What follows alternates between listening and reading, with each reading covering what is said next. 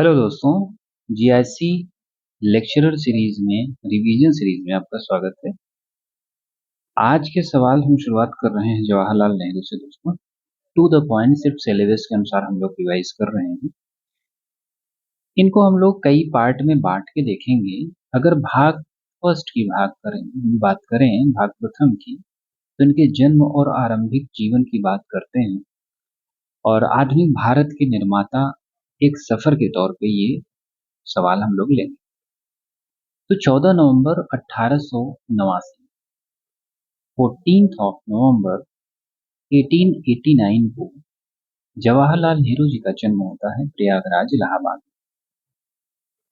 इनके पिता का नाम दोस्तों मोतीलाल नेहरू था, जो कि प्रसिद्ध वकील थे। ठीक है। और 1905 में शिक्षा के लिए यानी पढ़ाई के लिए वो इंग्लैंड जाते हैं और वहां से हैरो स्कूल हैरो स्कूल से फिर कैम्ब्रिज के ट्रिनिटी कॉलेज से प्राकृतिक विज्ञान में ग्रेजुएशन करते हैं और 1912 में लंदन के इनर टेम्पल से बैरिस्टर बनकर भारत वापस आते हैं। ये भाग फर्स्ट में हम लोग समझे। ये शुरुआती शिक्षा थी, इनकी आरंभिक जीवन था। अगर भाग सेकंड यानी पार्ट सेकंड की बात करें, तो इनको हम समझने के लिए बांटे हैं, ऐसा कुछ नहीं है। पार्ट फर्स्ट और सेकंड में चला है, इनके जीवन काल को हम लोग समझ रहे हैं, तो थोड़ा समझाने के अलग तरीके को लेकर हम लोग पार्ट वाइज डिवाइड कर लिए हैं उसे। तो दूसरे पार्ट में हम बात करेंगे स्वतंत्रता संग्राम में जो प्रवेश करते हैं, संघर्ष का जब दौर चलता है तब की बात हो रही है। वो होती है शुरुआत 1916 में। और 1916 ऐसा मौका था कि लखनऊ अधिवेशन में पहली बार ये गांधी जी से मिलते हैं और वहीं से इनकी दिशा बदल जाती है। और 1920-22 में असहयोग आंदोलन नॉन कोऑपरेशन मूवमेंट में सक्रिय भागीदारी निभाते हैं और जेल भी जाते हैं। वहीं 1923 में दोस्तों इलाहाबाद में नगर निगम अध्यक्ष चुने जाते हैं और ये प्रशासनिक अनुभव की इनकी शुरुआत होती है। और 1927 में ब्रुसेल्स में लीग अगेंस्ट इंपीरियलिज्म में शामिल हुए, जहां उन्होंने सोशलिज्म को समझा, समाजवाद को समझा, जो कि बाद में लागू भी करते हैं इंडिया। लीग अगेंस्ट इंपीरियलिज्म एक सभा थी 1927 में ब्रुसेल्स में, और वहां पे समाजवाद सोशलिज्म को उन्होंने अच्छे से समझा। और 1928 की बात आती है, जब साइमन गो बैक के नारे लग रहे थे, तो भी ये शामिल थे विरोध में उनके, और लाठीचार्ज का भी सामना किया था। ये था हमारा पार्ट थर्ड की बात करें, इसमें हम देखेंगे कि पूर्ण स्वराज से आजादी तक उनके नेतृत्व का जो दौर चलता है उसमें। तो 1929 में दोस्तों ऐतिहासिक मोड़ आता है, क्योंकि लाहौर अधिवेशन की अध्यक्षता कौन कर रहा था उस समय? जवाहरलाल नेहरू जी कर रहे थे। और वहीं अध्यक्षीय भाषण में रावी नदी के तट पर पूर्ण स्वराज का संकल्प पहली बार किसने दिया था? तो ये जवाहरलाल नेहरू जी। फिर आता है समय 1930-34 का, और सविनय अवज्ञा आंदोलन में, नमक सत्याग्रह में उनकी प्रमुख भूमिका रहती है। वहीं 1936-37 में फिर कांग्रेस के अध्यक्ष बनते हैं और देश का पूरा दौरा करते हैं, पूरे भारत का, और इससे जनता को जोड़ते हैं। 1942 में आता है भारत छोड़ो आंदोलन, और अहमदनगर किले में कैद कर दिया जाता है इनको। और वहीं कैद के दौरान ही उन्होंने डिस्कवरी ऑफ इंडिया पुस्तक लिखी। ठीक है। तो अगर ये कई बार पूछा है सवाल कि डिस्कवरी ऑफ इंडिया पुस्तक किस सन में लिखी थी जवाहरलाल नेहरू ने? 1942 में लिखी थी। कहाँ पे? अहमदनगर किले में लिखी थी। और एक बात और, जब 14-15 अगस्त 1947 को भारत आजाद हो जाता है, तो नियति से साक्षात्कार के एक भाषण के साथ स्वतंत्र भारत के पहले प्रधानमंत्री के तौर पर बनते हैं। ये पार्ट 3 में हमने समझ लिया। अब पार्ट 4 की बात करें अगर, पार्ट 4 में दोस्तों राष्ट्र निर्माण की बात आ जाती है, क्योंकि प्रधानमंत्री बन चुके हैं। राष्ट्र निर्माण के तौर पे इन्होंने क्या क्या किया ये बात करेंगे। आधुनिक भारत के शिल्पकार कहे जाते हैं, क्योंकि उस टाइम संभालना भारत को एक कोई छोटी बात नहीं थी। और 1950 में योजना आयोग प्लानिंग कमीशन की स्थापना करते हैं और पंचवर्षीय योजनाओं की शुरुआत करते हैं। और 1951 में पहले आम चुनाव को सफलतापूर्वक संपन्न करवाते हैं। और शिक्षा और विज्ञान, इनका मानना था दोस्तों कि भारत का जो भविष्य है वो साइंटिफिक टेम्पर, वैज्ञानिक दृष्टिकोण में ही है। इसलिए उन्होंने आईआईटीज, आईआईएम्स और एम्स जैसी संस्थाओं को स्थापित करवाया। और एटॉमिक एनर्जी कमीशन की स्थापना भी उन्होंने की। और विदेश नीति की बात करें अगर, तो 1954 में पंचशील सिद्धांत दिया और गुटनिरपेक्ष आंदोलन, नॉन गुटनिरपेक्ष आंदोलन की नींव रखी। दुनिया को तीसरी शक्ति का विकल्प दिया था इसको रख के, इसको बना के। लेकिन बाद में पंचशील सिद्धांत के उल्लंघन के कारण ही वो बहुत आहत होते हैं, क्योंकि 1962 में, देख लेते हैं पार्ट 5, 1962 में जब चीन युद्ध हो जाता है तो उन्हें काफी मानसिक आघात पहुंचता है। और 27 मई 1964 को नई दिल्ली में इनका देहावसान हो जाता है। बच्चों के प्रति प्रेम के कारण इनको चाचा नेहरू कहकर पुकारते थे। और कोट पर लाल गुलाब लगाते थे। नेहरू जैकेट उनकी पहचान थी। ठीक है, नेहरू जैकेट उनकी पहचान बन गई थी। अब दोस्तों ये वैसे तो एक रईस परिवार के बैरिस्टर थे, तो गांधी जी के प्रभाव में आकर खादी पहनना शुरू किया और लगभग 9 बार जेल गए। 9 बार जेल में 3259 दिन, जीवन के इतने दिन उन्होंने जेल में बिताए दोस्तों। और इनकी बुक है काफी इंपॉर्टेंट, जो कि उन्होंने 3 बुक्स लिखी थी। एक तो लेटर्स फ्रॉम फादर टू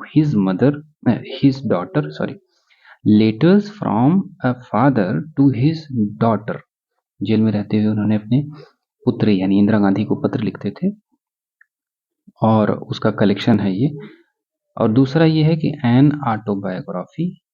और तीसरी बुक है कि द डिस्कवरी ऑफ इंडिया के बारे में, तो हम पढ़ ही लिए। तो दोस्तों इस तरीके से हम लोग जवाहरलाल नेहरू को कंप्लीट कर लेते हैं। सेकंड पे चलते हैं। हुमायूं की बात आती है, तो हुमायूं का इतिहास किसी फिल्मी कहानी से कम नहीं था। और इसमें जीत भी है, हार भी है, वनवास भी है, और तो और एक फिर वापसी, शानदार जीत करते हैं, वापसी करते हैं, बाउंस बैक करते हैं, और संघर्ष और संकल्प की दास्तान के रूप में हम लोग इसको समझेंगे। आज हम लोग पार्ट वाइज ही इसको भी समझने वाले हैं। पार्ट फर्स्ट में दोस्तों देखेंगे कि जब शुरुआत होती है 1530 से 1533 तक। 30 में क्यों? क्योंकि बाबर की मृत्यु 30 में होती है, तो इसके बाद, यानी इनके पिता कौन थे? बाबर। तो बाबर की मृत्यु के बाद हुमायूं को सिंहासन मिल गया। और हुमायूं का मतलब क्या होता है? भाग्यशाली। लेकिन इतिहासकार इसको सबसे अभागे राजाओं में से एक कहते हैं। इसकी सबसे बड़ी गलती थी दोस्तों कि वसीयत जो बाबर ने बनाई थी उसके अनुसार कि अपने भाइयों में बांट देना, जैसे कामरान, अस्करी, हिंदाल में। और वो जो आगे चलकर बहुत कमजोरी का कारण बनता है, जिसकी वजह से हुमायूं को झेलना पड़ता है। फिर 1533 में दीन पनाह नगर की स्थापना की, और वह वहीं पर इसकी जान भी जाती है। आगे हम लोग बात करेंगे। अब पार्ट सेकंड में समझने की कोशिश करते हैं। इसके पार्ट सेकंड में क्यों आता है? क्योंकि वो 1535 से 1540 के बीच आता है, क्योंकि शेरशाह सूरी आ गया था और उससे संघर्ष होता है। उससे पहले 1535 में गुजरात का शासक था, गुजरात के शासक बहादुर शाह को हराकर उन्होंने मालवा पर कब्जा कर लिया था और गुजरात पर भी कब्जा कर लिया था। लेकिन आता है 1539 का समय, जो होता है चौसा का युद्ध। ठीक है, चौसा का युद्ध होता है। और चौसा के युद्ध में क्या होता है, एक मिनट, चौसा के युद्ध में असली मोड़ आता है कहानी में, और शेरशाह सूरी ने हुमायूं को अचानक हरा दिया और इसको भागने पर भी मजबूर कर दिया हुमायूं को। और हुमायूं गंगा में घोड़े सहित कूद जाता है, छलांग लगा देता है बचने के लिए। और एक निजाम था, भिश्ती था, जो पानी ढोते थे, उन्होंने उसकी जान बचाई थी। फिर अगले साल तैयारी करता है। फिर 1540 में कन्नौज का युद्ध होता है। कन्नौज को बिलग्राम का युद्ध भी कहते हैं, बिलग्राम। ठीक है, तो शेर शाह ने हुमायूं को निर्णायक रूप से हरा दिया था और मुगल साम्राज्य हाथ से निकल गया और हुमायूं दर दर भटकने को मजबूर हो गया। तो ये हो गया पार्ट सेकंड। अब पार्ट थर्ड की बात करें। पार्ट थर्ड में क्या होता है, 15 साल का वनवास होता है। 15 साल, कब से कब तक, 1540 में 1555 तक। और इधर 1540 में सूर्यवंश की स्थापना हो जाती है दिल्ली में। शेरशाह सूरी शासक बन जाता है, 1545 तक शासक रहता है। उसके बाद उसके उत्तराधिकारी होते हैं जो कमजोर हो जाते हैं। और लास्ट में 1555 में जब बाबर आता है, हुमायूं दोबारा आता है, तब सबको हरा के मुगल वंश की दोबारा नींव रखता है, स्थापना करता है। सेकेंड पार्ट में हम लोग बात कर रहे हैं 1540 से 1555 के बीच में। तो 1541 से 1542 के बीच में दोस्तों, ये रेगिस्तान में भटकते हुए हमीदा बानो बेगम से वही विवाह कर लेता है, वही अकबर की माँ। और 15 अक्टूबर 1942 को अमरकोट के राजा वीर साल के महल में अकबर का जन्म होता है, क्योंकि इसके बाद कुछ होता नहीं तो वहां शरण मिली हुई होती है, वहां अकबर का जन्म होता है। और बाद में ईरान का सहारा मिलता है। ईरान चाहता था, मतलब कि हुमायूं मदद के लिए ईरान के शाह जो थे तहमास्प के पास गया, और शाह ने इस शर्त पे मदद करने के लिए हुमायूं को मनाया कि हुमायूं बाद में, क्योंकि हुमायूं सुन्नी था, तो उसको शिया धर्म अपनाना होगा और कंधार को जीतकर ईरान को देना होगा। तो हो गया फायदा। फिर आता है पार्ट 4। चौथे में शानदार वापसी करता है और अचानक अंत हो जाता है। ये होता है 1555 दोस्तों, 1556 में। देखो 1555 की बात आती है तो सरहिंद का युद्ध होता है। सरहिंद के युद्ध में शेरशाह सूरी की तो मृत्यु हो गई थी, उसके उत्तराधिकारी कमजोर हो गए थे, और हुमायूं ने अपने वफादार सेनापति जो था बैरम खां जो बाद में अकबर का संरक्षक बनता है, बैरम खां की मदद से सूरी साम्राज्य को हराकर दोबारा दिल्ली का तख्त हासिल कर लिया था। और 1556 में एक दुखद अंत हो जाता है, क्योंकि उसे राजा बने हुए कुछ ही महीने हुए थे और लाइब्रेरी शेर मंडल की सीढ़ियों से गिरकर उसकी मृत्यु हो जाती है। और लेन पूल कहता है कि हुमायूं जीवन भर लड़खड़ाता रहा और लड़खड़ाते हुए ही उसकी जान चली गई। तो दोस्तों कुछ और बात यह है कि किताब की बात करें तो हुमायूं नामा एक बुक फेमस है इसकी, जो कि इसकी बहन गुल बदन बेगम ने लिखा था। और ये अक्सर पूछी जाती है एग्जाम में। और ज्योतिष प्रेमी था, और हुमायूं ज्योतिष में इतना विश्वास करता था कि हफ्ते में 7 दिन अलग अलग रंग के कपड़े पहनता था। स्थापत्य में बात करें तो हुमायूं का मकबरा, जिसको पूर्व ताजमहल का पूर्ववर्ती कहा जाता है, और उसकी पत्नी हाजी बेगम ने बनवाया था। ठीक है, इस तरीके से हम लोग हुमायूं में कुछ इंपॉर्टेंट चीजें थी उसको कवर कर ली। अगले सवाल पे चलते हैं दोस्तों। आज बात करते हैं चोला साम्राज्य की। आज नहीं, ये तीसरा पार्ट है, क्योंकि आज कंप्लीट हो जाएगा। इसके पहले हम लोग प्रशासन की बात कर लिए हैं, राजराज प्रथम, राजेंद्र प्रथम की भी बात कर लिए हैं। मुख्य रूप से यहीं से सब सवाल बनते हैं।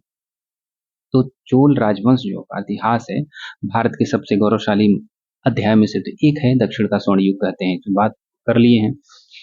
और आज पढ़ते हैं केवल राजाओं के नाम नहीं, बिल्कुल एडमिनिस्ट्रेशन के अगले वाले भाग को। तो इसको भी आज पार्ट फर्स्ट में डिवाइड कर लें, नहीं इसको पार्ट छोड़ जाएंगे, पार्ट में नहीं, वैसे ही बात करते हैं। तो जो बची थे, आर्मी बचा है, जस्टिस बचा है, रेवेन्यू सिस्टम बचा है, और कुछ मंदिर बचे हैं। तो शुरुआत से बात करते हैं। दोस्तों सबसे पहले आर्मी सेना की बात करते हैं। तो सैन्य प्रशासन में जो पैदल सैनिक थे दोस्तों, देखो इसमें जो चोल प्रशासन है या साउथ के हैं उसमें वर्ड्स ही कई बार बड़े खतरनाक पूछ दिए जाते हैं और हम लोग उत्तर भारतीय होने की वजह से सही से समझ में नहीं आता है। तो हम लिख रहे हैं पेड़ पर, ये थे पैदल सैनिक। ठीक है। धनुर्धारी सैनिक भी होते थे, तो उनको क्या बोला जाता था? विल्लीगल। विल्लीगल था धनुर्धारी। ओके। कुदरीचय वगर, ये क्या था? अश्वरोही सैनिक थे। कुदरीचय वगर, ये था अश्वरोही सैनिक। ठीक है, ये तीन चीजें देख लीजिए। अब इसके अलावा भारत में शक्तिशाली नौसेना का जो आरंभ हुआ था वो तो चोल काल में ही हुआ था। ठीक है। हिंद महासागर को झील के रूप में प्रयोग करते थे, इतनी शानदार नौसेना थी इनकी। और शासक योद्धा होता था जो स्वयं युद्ध में भाग लेता था। जो सैन्य बैरक होते थे उनको कड़गम बोला जाता था। कड़गम, सैन्य बैरक। ठीक है। तो ये सैन्य बैरक बनाए जाते थे जिसमें गुल्म यानी सैनिक टुकड़ियां रहती थी। इसमें क्या रहती थी? सैनिक सैन्य बैरक में गुल्म रहती थी। गुल्म यानी सैनिक टुकड़ियां। ओके। अब एक दस्ता था, वैलेकार दस्ता, जो निरंतर राजा की सेवा में लगा रहता था। तो राजा की सेवा में जो दस्ता लगा था उसको क्या बोलते थे? वैलेकार दस्ता। ये क्या करता था? राजा की सेवा में लगा रहता था हमेशा, चाहे युद्ध हो चाहे महल में हो। वैलक्कार दस्ता का एक काम था राजा की सेवा। ये हो गया हमारा सेना। अब रेवेन्यू सिस्टम की बात कर लें, राजस्व प्रशासन की बात कर लें। जो राजस्व प्रशासन है दोस्तों, वो आय का मुख्य स्रोत था। मुख्य स्रोत क्या था? भूमि कर था। और भूमि कर कितना लिया जाता था? अब वो ग्राम सभा वसूलती थी, कल हम लोग बात कर लिए थे। और 1/2 से 1/4 के बीच में हो सकता है। ये मंदिर, तालाब और शमशान वगैरह मुक्त थे, इनको कर नहीं, टैक्स नहीं देना पड़ता। नगद और उत्पादन दोनों रूप में इनको वसूला जाता था। अगर नगद वसूलते थे तो जैसे कांसू, स्वर्ण, कंजलू, ये सिक्के के रूप में ये वसूलते। और कुछ कर होते थे जैसे जबरन अगर श्रम करवाते थे तो उसको वेट्टी बोलते थे। वेट्टी मतलब जबरन श्रम। ये अलग से आता है कि वेट्टी क्या था? जबरन श्रम था। कदमाई या कदमाई भू राजस्व या लगान थी। कदमाई या कदमाई, ये क्या था? भू राजस्व या लगान थी। तीसरा है कपास पर कर लगता था, उसको बोलते थे परुट्टी। परुट्टी कर क्या था? कपास पर, कपास पर कर लगता था। और वहीं शिल्पकारों पर कर लगता था तो मगम्मय। मगम्मय एक दो बार देखेंगे तो आ जाएगा, परेशान होने वाली बात नहीं है। शिल्पकारों पर कर। और एक है तट्टमेली, स्वर्णकारों से। तट्टमेली कर, ये किससे लगता था? स्वर्णकारों पर। तो ये प्रमुख कर के रूप में थे। ठीक। और तालाब कर, स्वर्ण कर, नमक कर, उपायम, राजस्व कर, आयम, लगान कर, कुडय में। भवन कर लगता था मनय इरे, ये पूछा है एक बार। मनय इरे, ये था मकान भवन कर। गांव की सुरक्षा के लिए चौकीदारी कर था पाडी कावल। पाडी कावल था चौकीदारी कर, जो कि गांव की सुरक्षा के लिए होता था। तो ये हो गया हमारा रेवेन्यू कर। ठीक है। अब आगे चलते हैं। अगला हम लोग बात करेंगे न्याय प्रशासन की दोस्तों। और न्याय प्रशासन में देखेंगे हम लोग क्या होता है, तो सर्वोच्च जो न्यायालय होता था सबसे ऊपर, उसको धर्मासन बोलते थे, धर्मासन। और मेन मुख्य रूप से ये राजा का न्यायालय होता था, और इसकी सहायता के लिए धर्मभट्ट पंडित होते, धर्मभट्ट पंडित। ठीक है। सर्वोच्च जो न्यायालय था क्या नाम था उसका, धर्मासन। कठोर दंड व्यवस्था थी। चीनी लेखक चाउ चू कुआ ने जो चोलकालीन न्याय व्यवस्था की पर्याप्त जानकारी दी है। ठीक है, इसमें कुछ खास नहीं है। तो मंदिरों की बात कर लेते हैं दोस्तों।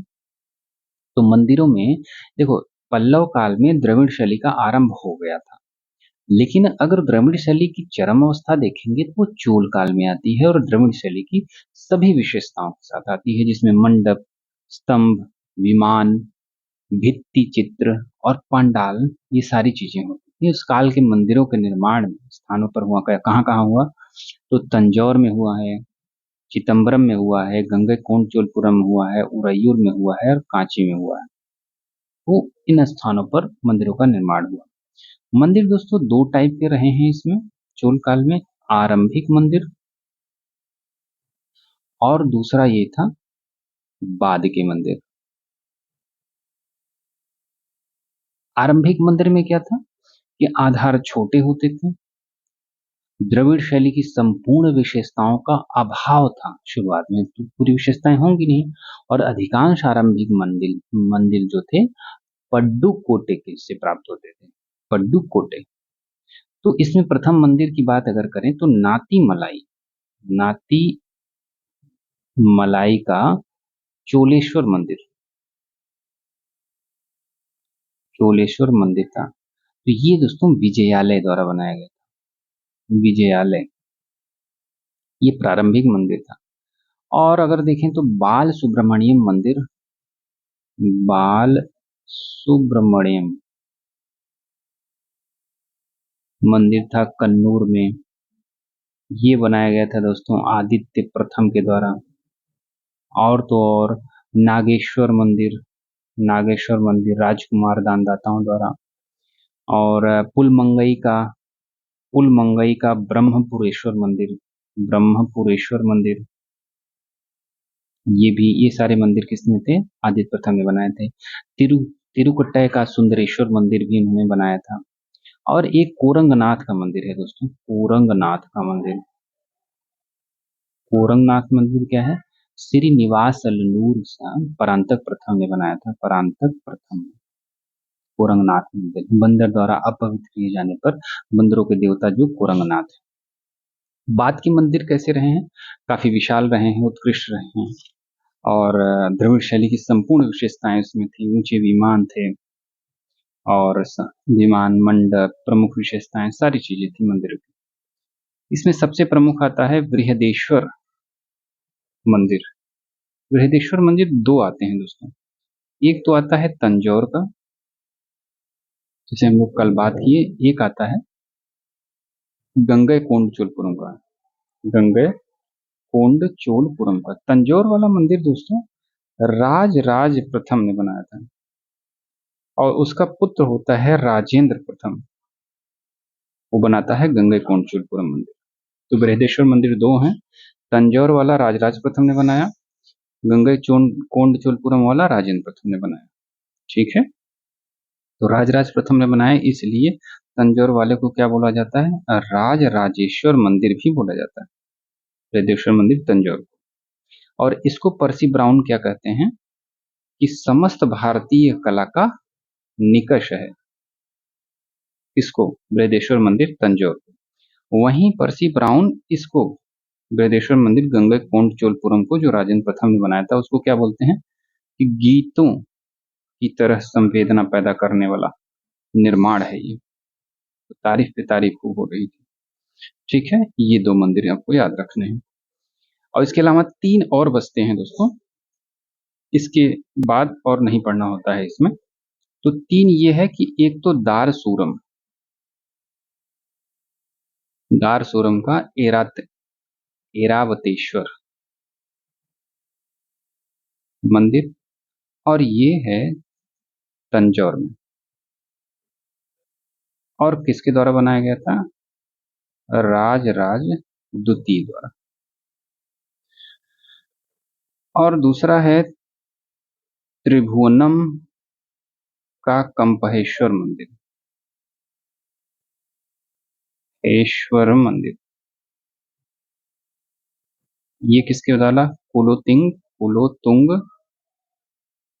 तृतीय द्वारा। एक लास्ट है अगस्तेश्वर मंदिर। अगस्तेश्वर मंदिर क्या है? शेम्बियान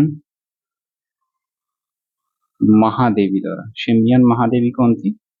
ये थी दोस्तों गंडरादित्य की पत्नी, जो कि शासक रहा है, और उत्तम चोल की मां थी ये।